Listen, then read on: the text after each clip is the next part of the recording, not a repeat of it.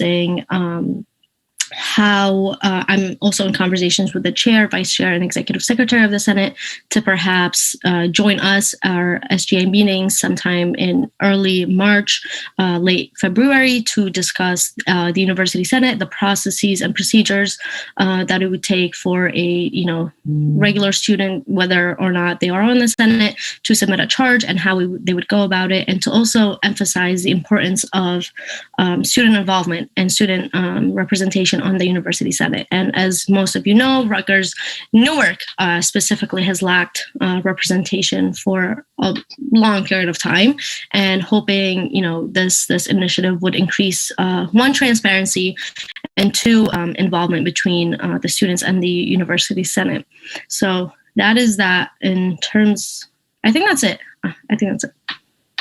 Thank you. Thank you very much, Senator. I know there's a lot that you're involved in. Thank you for keeping us posted on everything and all you do.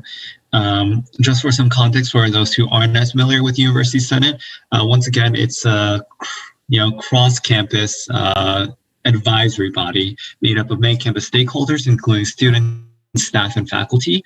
The way that University Senate works is that charges are proposed to the executive committee, which we're lucky to have Senator Chaubet serving on. And the executive committee decides whether or not to implement a charge and what committee will handle that charge. So the charges go from executive committee then to the other subcommittees, such as the Budget and Finance Committee, which I sit on, the University Structure and Governance Committee, which I believe Senator Castañeda serves on, or the Student Affairs Committee, which Senator Chaubet also serves on. So after it goes from executive committee, it goes from subcommittees, who then generate a report of some kind or some sort of statement that is voted on by the entire body and sent to the president and or the board of governors, who can then decide to do with it what they will. So that's the overall structure of University Senate and Executive Committee. Can I add one more point? I'm sorry. And I also want to emphasize to the students on SGA, senators, and also to the students that are hopefully watching this.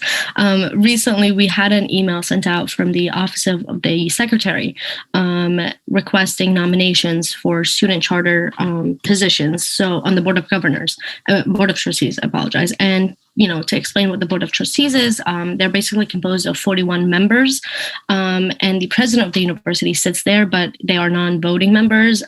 So 2 faculty and 2 students are elected by the University Senate as non-voting representatives. So we have, for example, Gavin May is the Board of Trustees representative to the from the University Senate.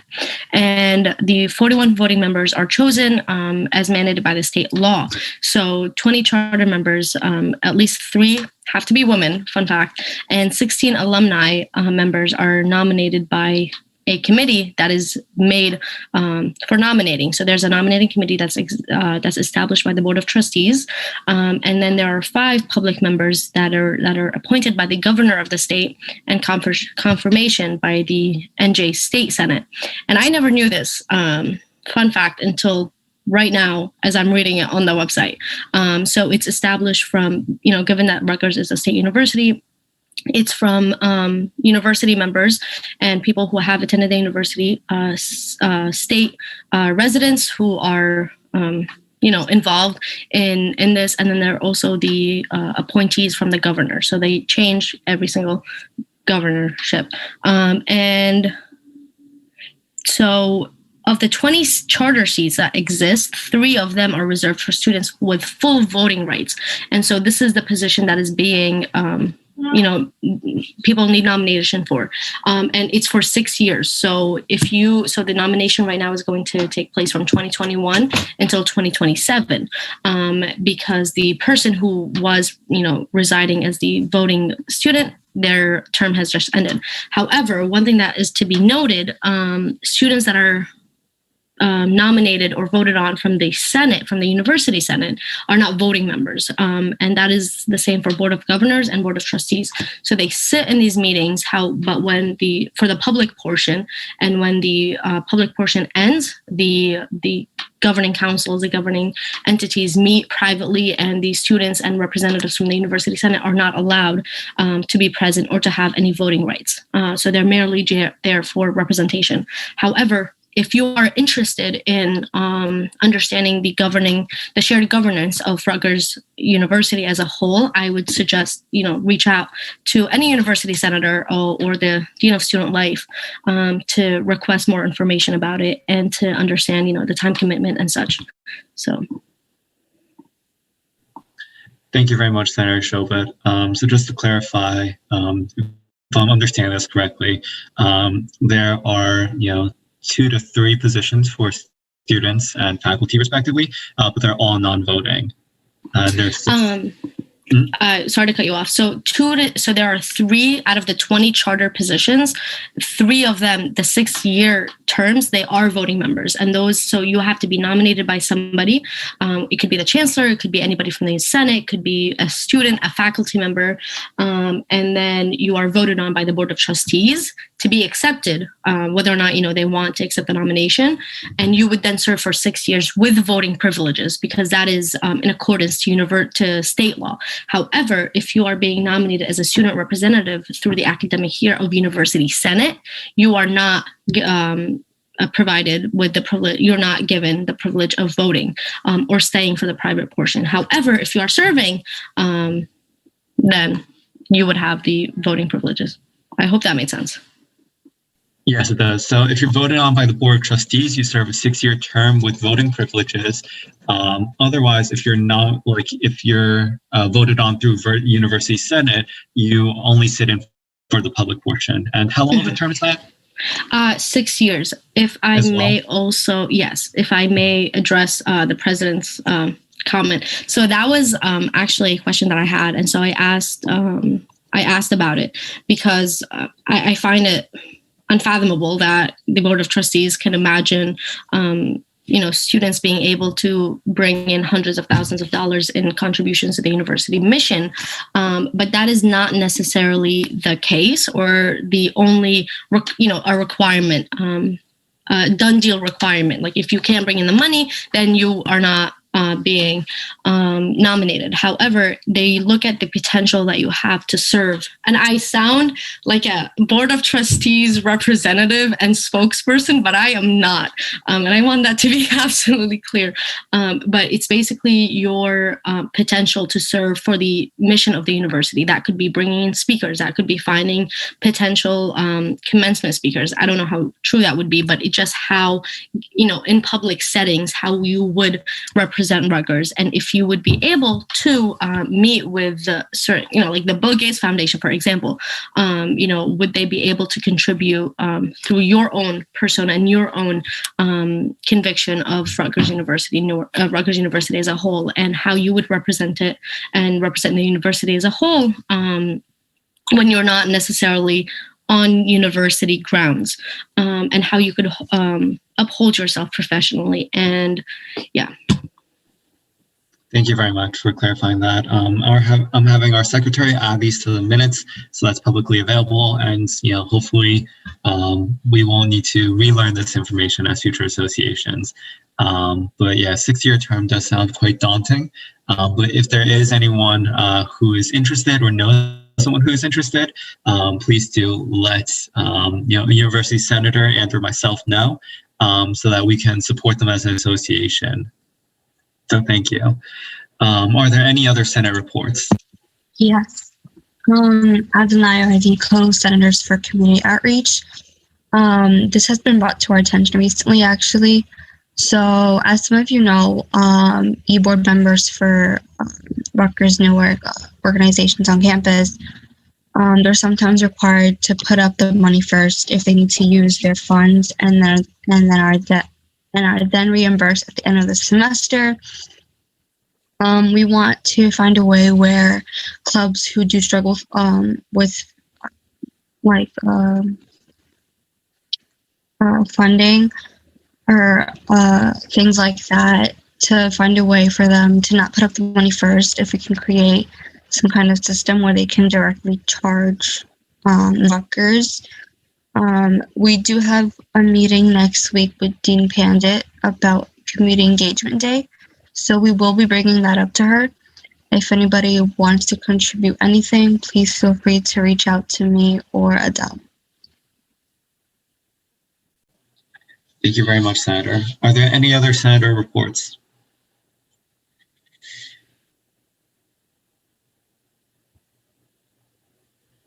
Are there any other Senate reports?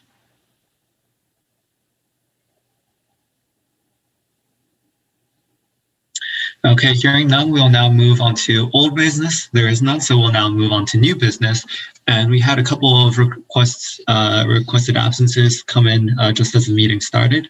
So if there's no objection, we'll be approving the earlier requested absence 2 weeks in advance from RBA Senator Sackett.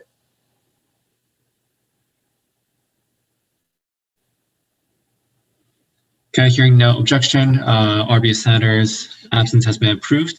And this morning, I received an absence request from Diversity Senator Zahra due to classes. If there's no objection, we will be approving the Diversity Senator's absence.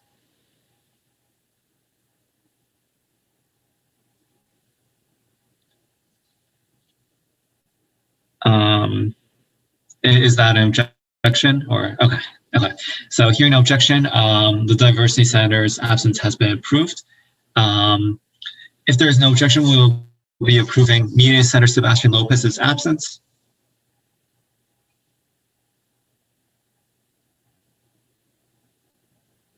Okay, hearing no objection, Media Senator's absence has been approved as well. There's no other new business that I received, so we'll move directly to the hearing of the SGA, item H, and have it as open comments for any member of the association. Are there any comments from any member of the association?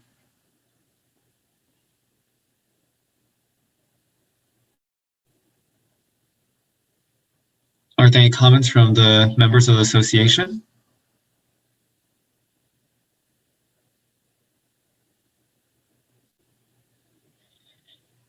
Okay, hearing none, we will move it and open it to the public overall. So are there any comments in general from the public or from association members?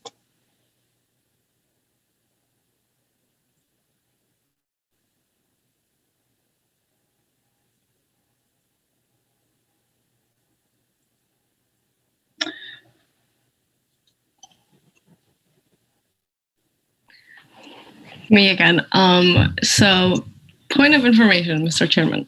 Mm-hmm. Thank you. Recently, a few days ago, we, yourself and I, Harrison and I have met with Camden and New Brunswick representatives, as well as the Vice Chancellor from Camden. I forget her specific position, but we talked about mental health and wellness initiatives that were started and spearheaded by Camden, and they have a lot of amazing things that are going on. However, they are requesting, solidarity from both campuses, New Brunswick and Newark, and to support certain legislations that they are proposing. One being a motion to add the National Suicide Prevention Hotline on the back of Rutgers ID cards. So, you would have your regular ID card, but on the back, obviously, you would have the National Suicide Prevention, and debates are going on whether or not there should be other resources that are available on campus, and how that would work out for international students, national students, from different states, given that we are virtual and many students are not currently residing in the state. And there's also another motion to add the National Domestic Violence Hotline on the back of the ID cards as well. And they're discussing on whether or not it should be a Linktree link, or it should be a QR code that students can scan, and they're still in the process of that. And this was not necessarily the result of, but the state of New Jersey legislature is working on a bill that would also require all certain student identification cards to have these the National Suicide Hotline, and it would be a requirement for all K through 12 and higher education. And the emphasis is being placed on higher education studies and ID identification cards that would be provided to all the students, whether or not it is a Harrison, correct me if I'm wrong. Does it matter if it's private or public university only? Or is it in what context? I'm not sure I understand. So for the higher education, would it just be public universities, or for example, like Seton Hall would be able to do it? I believe, I'm not as familiar with, I'm blanking a bit on the legislation part, but I believe Vice Chancellor Mary Beth mentioned it was for states mostly. Yes, actually, it says it right here, a public school. And I'm going to drop the links right now in the chat. I request that they are be included in the minutes, and also if senators would like to share them. So the link that I just dropped is the state legislature bill that passed out of Senate committee and is being out of the legislature committee and is now being discussed. And this one that I'm dropped right now is, please tell me if that you guys are getting the link. Sorry, give me 1 second. And then this is the link to add the National Domestic Violence Hotline. And the reason they chose it to be the national hotline is precisely the fact that some students might not be able to access the New Jersey hotline, given that they don't reside in New Jersey, and the national hotline has more resources to offer. And a lot of our, I know initiatives have been started by certain committees on SGA that would look into health and wellness, and from. Oh my God, I'm so sorry. Okay, sorry, Tanvi. I keep doing this. So I'll just send it to Tala later. A lot of initiatives that were started by certain committees that we have on SGA and by the Vice President have involved the health and wellness initiatives. So I hope that we can work something out and support Camden as much as we can. We will be meeting soon. I don't believe a meeting time has been decided on, but I do hope that senators that are leading the health and wellness have a chance to speak on this issue with Camden and New Brunswick and take the lead on it, because that is something that you guys have worked so hard on, and it's definitely benefiting the students. So I hope to see it continue. Thank you, Senator Schobert. So if you can include the first link for the suicide hotline. I believe the second link is for the domestic violence hotline. If the Senate or any senators are interested in creating similar legislation, and send it to me, we can definitely add that to the next agenda. Thank you, Tony. I might contact you later about that. But yes, this is an initiative from the Camden SGA, and overall, just to give some context for how ID services work, I also spoke briefly to Dean Williams about this at the last advising meeting. So ID services, unfortunately, Rutgers recently switched to a template where it's the same for every single Rutgers University community member. So students, staff, faculty all get the same ID. So that's something that we're trying to consider in how the rollout will be affected, right? And the kinds of resources or the target audience for these resources, right? Because obviously, like we mentioned, we have many different student populations, right? Hence the trend towards national resources. But we also have many different needs. So trying to be as inclusive as possible while I'm still making this an effective initiative. I'd love to see legislation from our own body about that so we can, support Camden as they're pushing for this. And this also, I think, comes partially about from Ubeda, who's the GAO chairperson, and the Rutgers Camden SGA president, Nitan. They're both affiliated with the JED Foundation. and its partnership with Rutgers overall to try and fill the gap for mental health and wellness resources. So that's a great initiative that I believe from our campus, a freshman student named Angelica Castillo is currently serving on, who's been put in contact with the director of Health Promotion Division, Teresa. So obviously this is a really important issue, and we want to see how this goes moving forward. So thank you. I know that was a lot of talking just now. Are there any other comments or questions from the association or the public?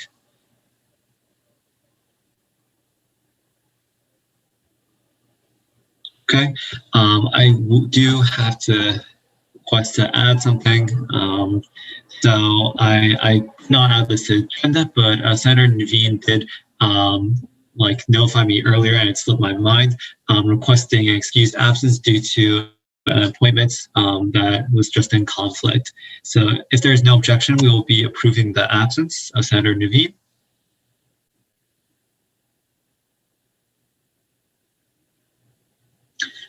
Okay, hearing no objection, Senator Naveen's absence has approved. If our secretary could please correct my mistake. Thank you. Are there any other comments from the association or the public? Yes, definitely. So I received a message about the process of approving absences. So this is based off of an interpretation of Robert's rules, but it's essentially a similar format to the request to be excused, right? Stepping down from your role. It's just a temporary basis, right? You're requesting to be excused from one meeting. So if you guys look down, Robert's rules are all included beneath the general body meeting agenda. It is under, excuse me, where is this?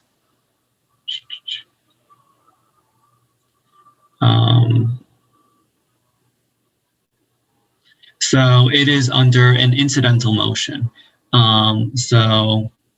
So I stands for interrupt speaker. So you could, interrupt me as I'm talking to propose this. It does not need a second if it is proposed by oneself, which is why normally we would have senators who are making the request send us some sort of communication. It is debatable, it is amendable, but the vote is just a simple majority vote or unanimous consent. And you can reconsider if you want to change your vote from no to yes. Just for sake of expediency, most of the time I run it with unanimous consent because there normally is not much debate needed, in my personal opinion, regarding these absences. And I've tried to be as flexible as possible, especially given the circumstances of this current semester. The next parliamentarian or the next chief of staff may implement it as they would like. But I've just been using this particular interpretation of Robert's rules. So essentially, if you give me any sorts of heads up, preferably before Friday, but if something comes up, we're in a pandemic, we're being as understanding as possible, I'll mention it during the meeting, and then we'll take a vote via unanimous consent.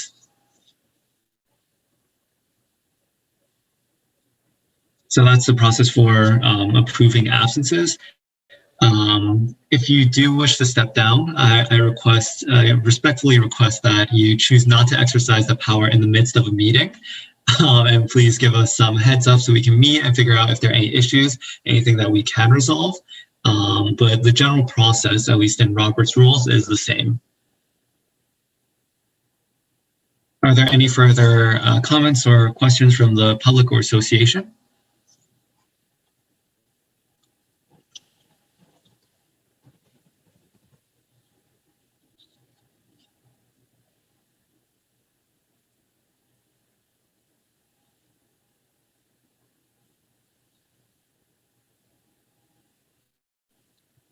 Are there any other comments or questions from the association?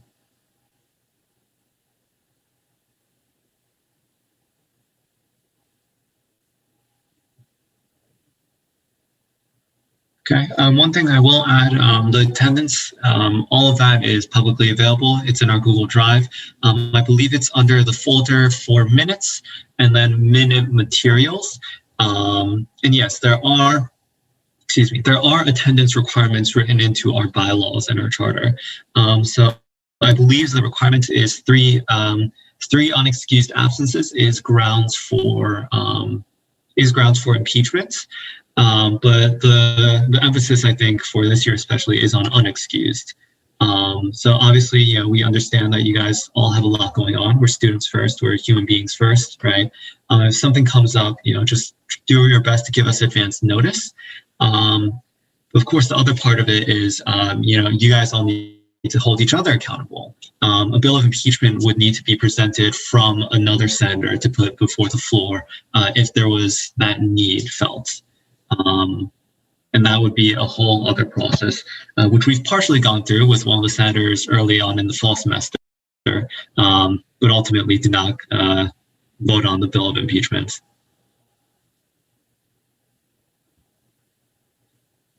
Are there any other questions or comments from the association or the public?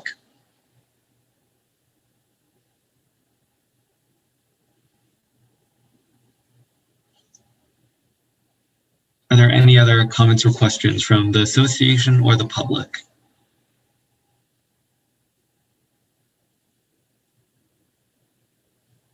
Okay, in that case, I'll just tie up with notes of, we do have our State of the Campus address, the YouTube link, the time markers, all of that, as well as the resources within our SGA Instagram.